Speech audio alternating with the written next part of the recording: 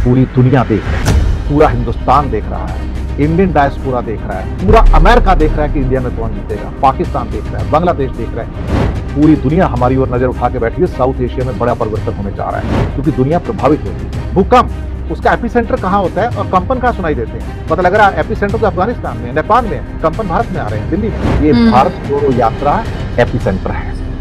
इसकी कंपन, इसकी वेव्स बहुत दूर तक सुनाई देंगी। मैं आपको बताऊं, इसे लाइटली मत लीजिएगा। क्या चेहरा होना जरूरी है? क्या मोदी ने मध्य प्रदेश में चेहरा दिया था? क्या छत्तीसगढ़ में चेहरा दिया था?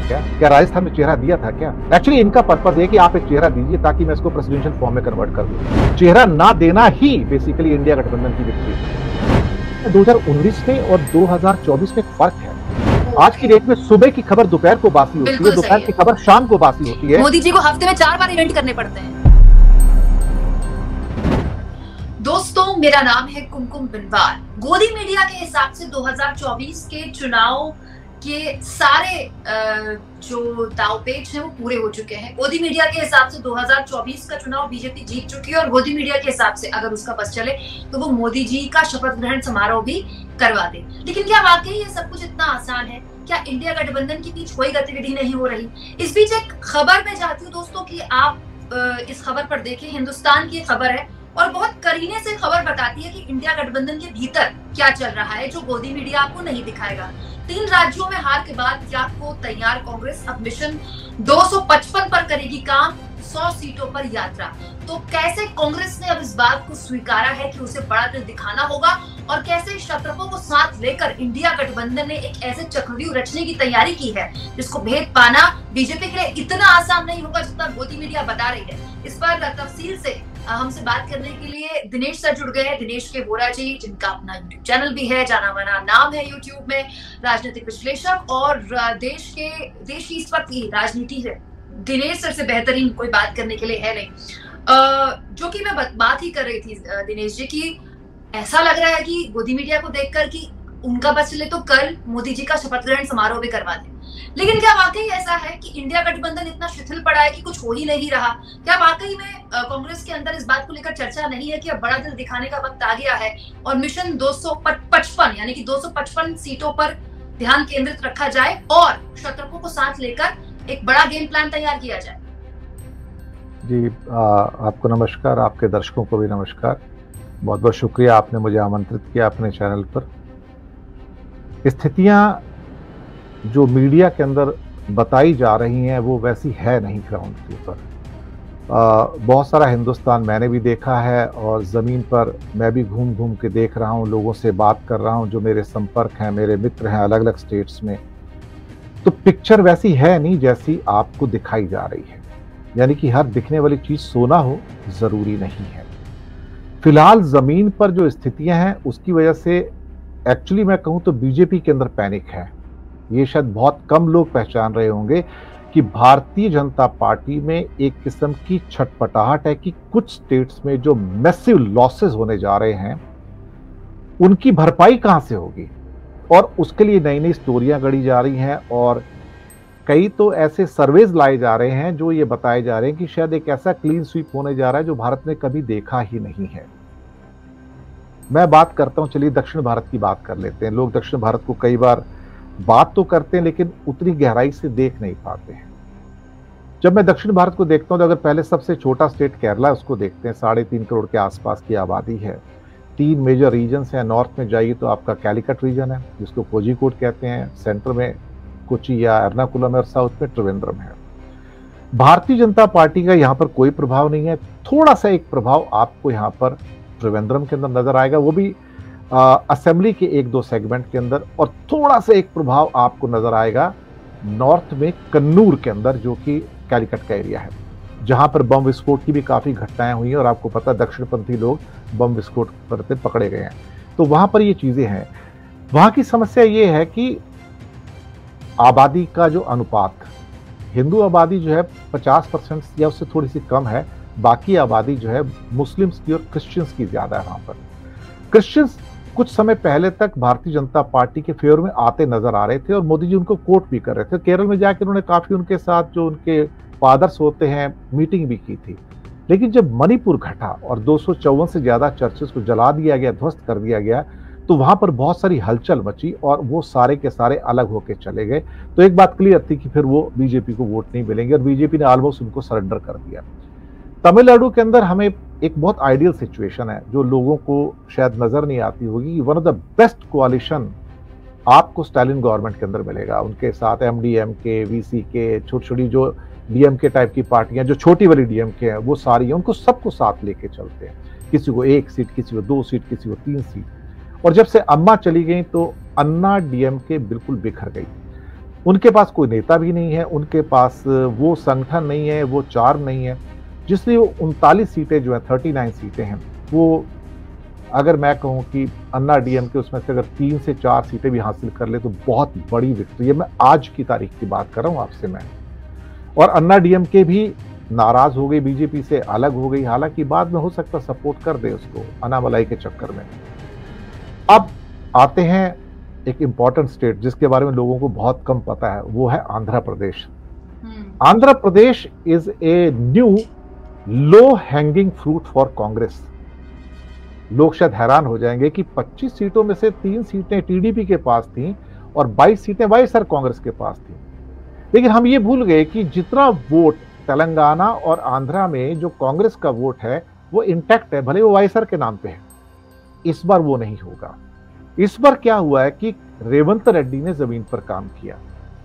अगर आप कर्नाटक इलेक्शन को देखें, और मैंने कर्नाटक इलेक्शन के बेस पे कहा था कि तेलंगाना में शायद जनवरी का महीना था पिछले साल का, कि बहुत बड़ा वहां पर सरप्राइज आ रहा है।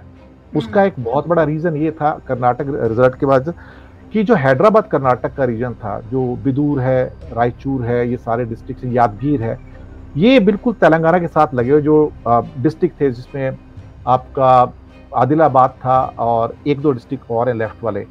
मैंने कहा यहाँ पे कांग्रेस का स्वीप होने जा रहा है। जब तेलंगाना के इलेक्शन होते हैं स्वीप होता है। फिर मैंने ये भी कहा था कि जो महाराष्ट्र के साथ इनके जो 3 अच्छे डिस्ट्रिक्ट्स हैं, आदिलाबाद के बाद, इसमें आदिलाबाद आधा इधर आता है, आधा अधर आता है, निजामाबाद है और एक और डिस्ट्रिक्ट है इसके अंदर, मेरे को ध्यान नहीं आ रहा नाम क्या उसका, वो महाराष्ट्र से लगे हुए। मैंने कहा यहाँ भी आप देखना आधे महाराष्ट्रियंस हैं, यहाँ भी कांग्रेस की विक्ट्री होगी, कांग्रेस स्वीप करेगी। लेकिन सबसे ज्यादा मुझे जो उम्मीद थी कि जो तेलंगाना की जो सदर्न बेल्ट है, जो पूरी आंध्रा के साथ लगी हुई है, वहां पर बड़ा चमत्कार होगा, जिसमें क्या कहते हैं कि खमाम की बेल्ट भी है, इसके अलावा कुछ और डिस्ट्रिक्ट हैं उसके अंदर है। वहां पर वास्तव में पूरा कांग्रेस का क्लीन स्वीप हुआ। तब मुझे लगा कि आंध्रा के जो डिस्ट्रिक्ट्स हैं, जिसमें विजयनगरम है, कृष्णानगर है, विशाखापत्तनम है, गुंटूर है, यहां पर कांग्रेस का स्वीप होने जा रहा है बड़ा। वो पूरी पट्टी लंबी है, बिल्कुल कुछ नहीं है वहां पर, बाद में समुद्र है। यहां से जगन रेड्डी की सत्ता खिसकेगी।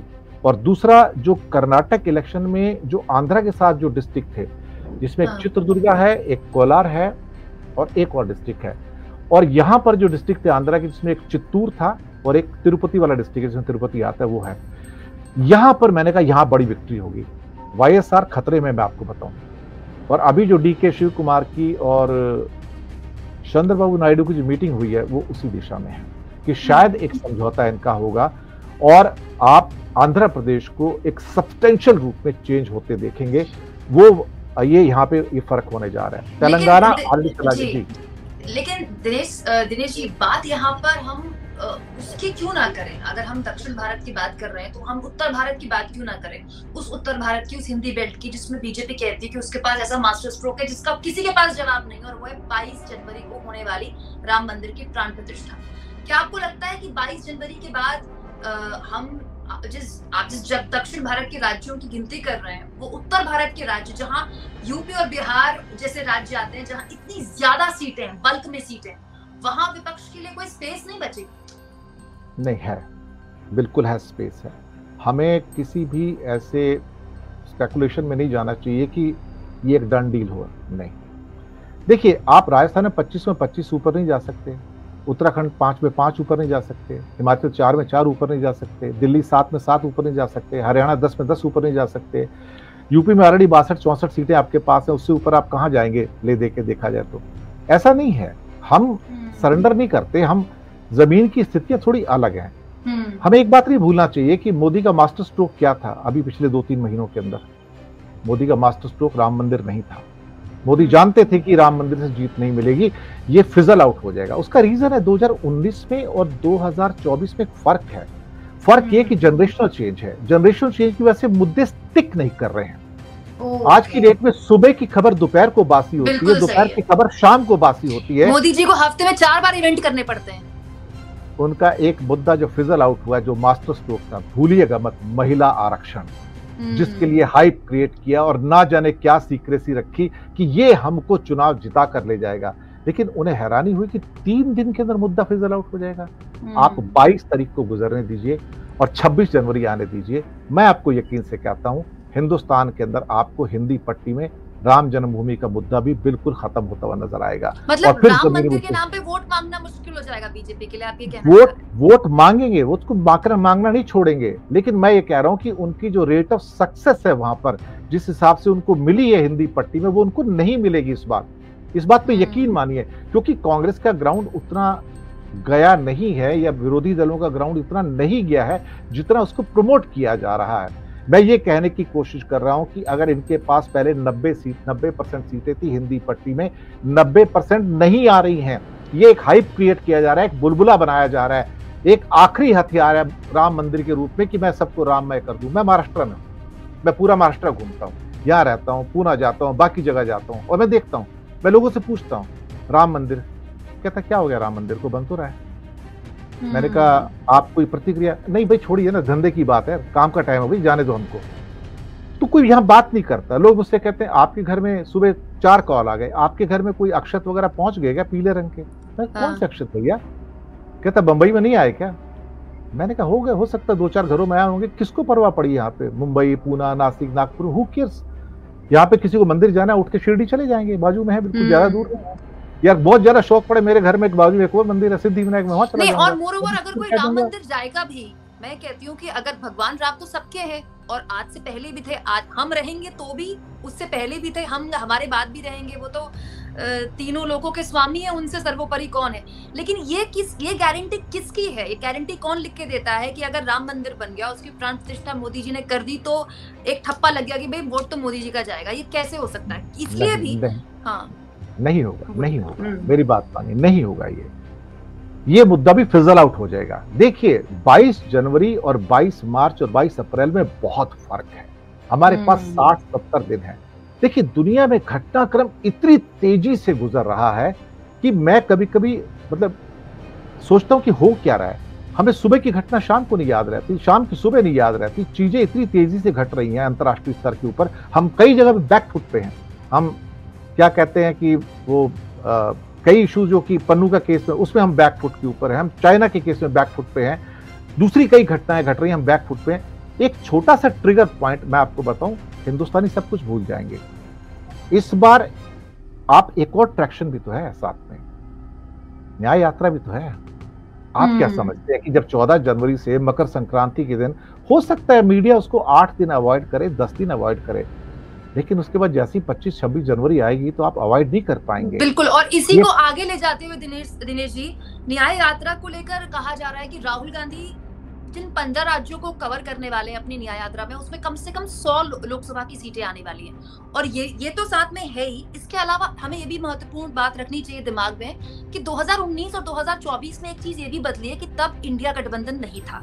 तब बिहार में कोई गठबंधन नहीं था, सारी पार्टियां अपने अपने स्तर पर चुनाव लड़ रही थी। नीतीश कुमार बीजेपी के साथ थे। तब पंजाब में कोई गठबंधन नहीं था, तब यूपी में कोई गठबंधन नहीं था। अब जैसा भी होगा लेकिन इंडिया गठबंधन होगा।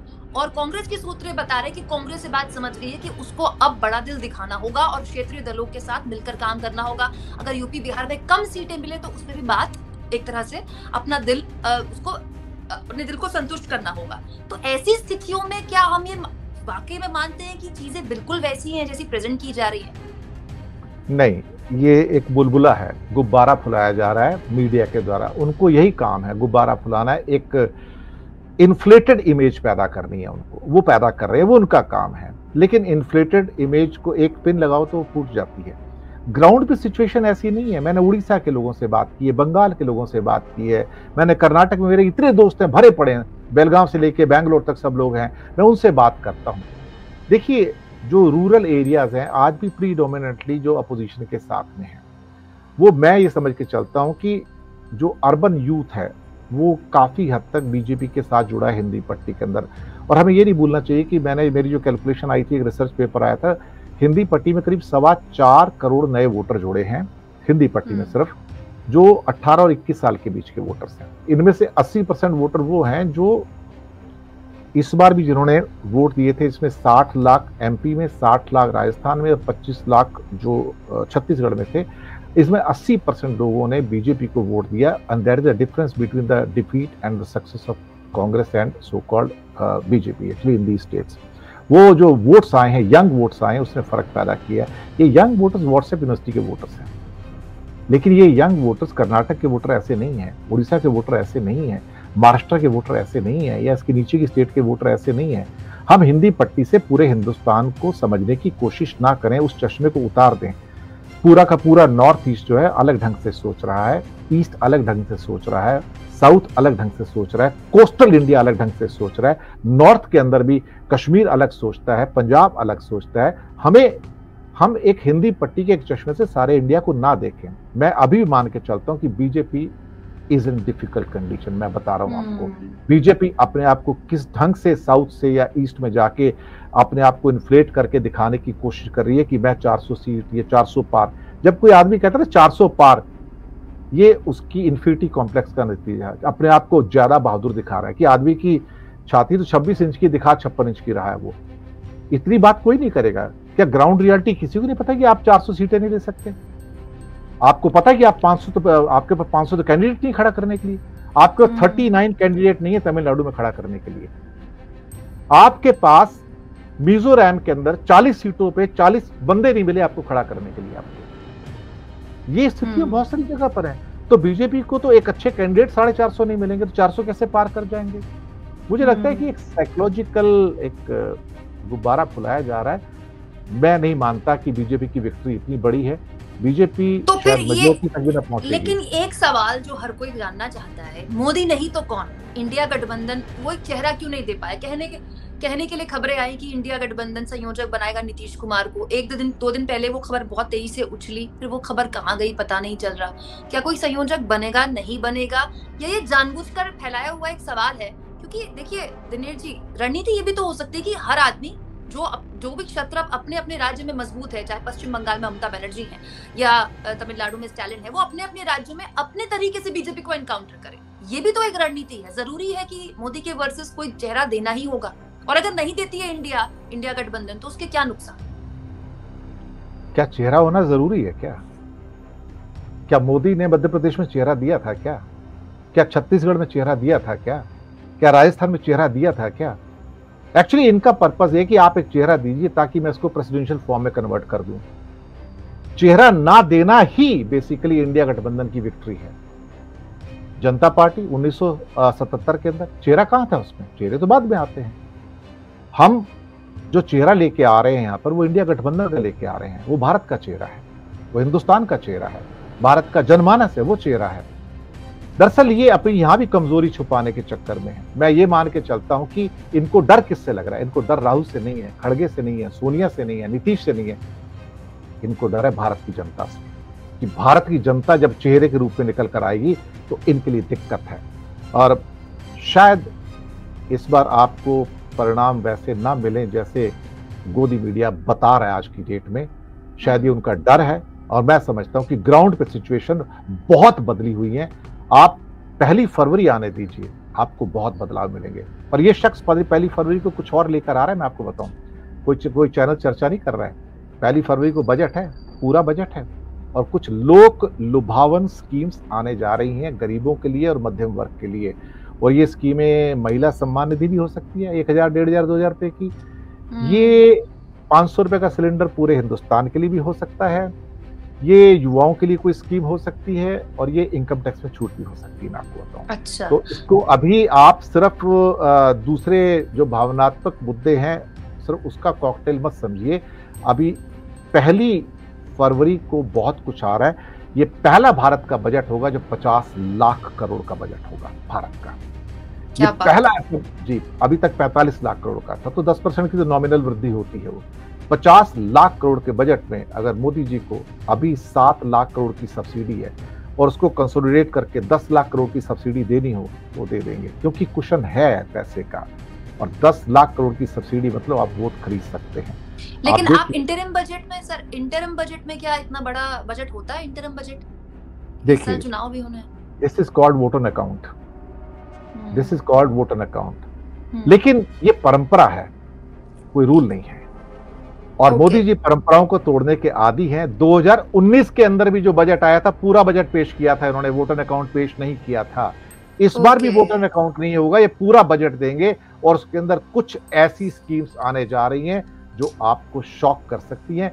उसके लिए इंडिया गठबंधन को अभी से तैयार रहना चाहिए कि मेरी पिटारे में आपके लिए क्या है। अगर तो गोदी मीडिया के हिसाब से अगर मोदी जी इतनी बड़ी लहर के साथ अभी रूल कर रहे हैं भारत में, तो इस कदर लोक लुभावन बजट जैसा कि आप कह रहे हैं आ सकता है, तो जरूरत ही नहीं होनी चाहिए, मोदी जी के नाम पर वोट पड़ना चाहिए। दिक्कत क्या है ना, कोई मुद्दा एक हफ्ते से ऊपर स्टिक नहीं करता है। दिक्कत यही है, सुबह की बात शाम को खत्म हो जाती है। वो ये सोच रहे हैं कि जिस दिन वोटिंग का दिन आएगा उस दिन क्या जनता के ऊपर इंपैक्ट करेगा। लेकिन एक चीज कंसिस्टेंट होने जा रही है, यहां पर मोदी जी के जो इवेंट्स हैं टुकड़ों में आ रहे हैं। जब कोई चीज पीसेस में आती है उसका इंपैक्ट भी पीसेस में रहता है। जब कोई चीज सस्टेनेबिलिटी के साथ आती है उसका इंपैक्ट भी सस्टेनेबिलिटी के साथ होता है, और वो है भारत जोड़ो यात्रा। ये चलेगी 14 तारीख से लेकर 6 मार्च तक। एक चीज होती है जिसे कहते हैं वेव इफेक्ट। कई बार लोग सोचते हैं तो 100 लोकसभा के क्षेत्रों में जाएंगे वो इंपैक्ट होगा, नहीं। पूरी दुनिया देख रही है, पूरा हिंदुस्तान देख रहा है, इंडियन डायस्पोरा देख रहा है, पूरा अमेरिका देख रहा है कि इंडिया में कौन जीतेगा, पाकिस्तान देख रहा है, बांग्लादेश देख रहा है, वहां भी फरवरी में चुनाव है, बांग्लादेश में जनवरी में चुनाव है। पूरी दुनिया हमारी ओर नजर उठा के बैठी है। साउथ एशिया में बड़ा परिवर्तन होने जा रहा है कि कौन यहां पर आएगा, शेख हसीना आएंगी या नवाज शरीफ आएंगे या नरेंद्र मोदी आएंगे, क्योंकि दुनिया प्रभावित होती है। ये वेव इफेक्ट जो है ये इतना बड़ा है कि इट्स लाइक सुनामी, कि सुनामी आती कहां है और स्ट्रक कहां करती है, या भूकंप उसका एपिसेंटर कहां होता है और कंपन कहां सुनाई देते हैं। पता लग रहा है एपिसेंटर तो अफगानिस्तान में है, नेपाल में है, कंपन भारत में आ रहे हैं, दिल्ली में। ये भारत जोड़ो यात्रा एपिसेंटर है।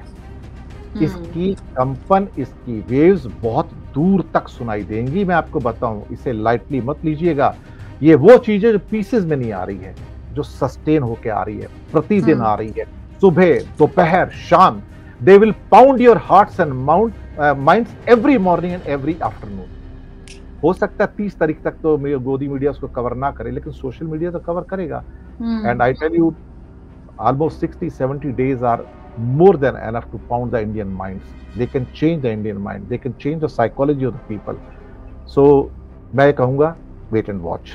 ये बात बिल्कुल एक पत्रकार के लिहाज से ये बात आपकी बिल्कुल 100% मुझे सही लगी, क्योंकि ये एक पत्रकार के लिहाज से मैंने भी महसूस किया है कि कोई भी इवेंट, चाहे वो मोदी जी के सरकार के खिलाफ का इवेंट हो या सरकार को फायदा पहुंचाने वाला इवेंट हो, वो एक दिन से ज्यादा नहीं टिक रहा। इसलिए मोदी जी को हफ्ते में 4 इवेंट करने पड़ते हैं। ये बहुत महत्वपूर्ण बात दिनेश जी आपने बताई। बहुत बहुत शुक्रिया आपका हमारे साथ जुड़ने के लिए। Thank you. धन्यवाद।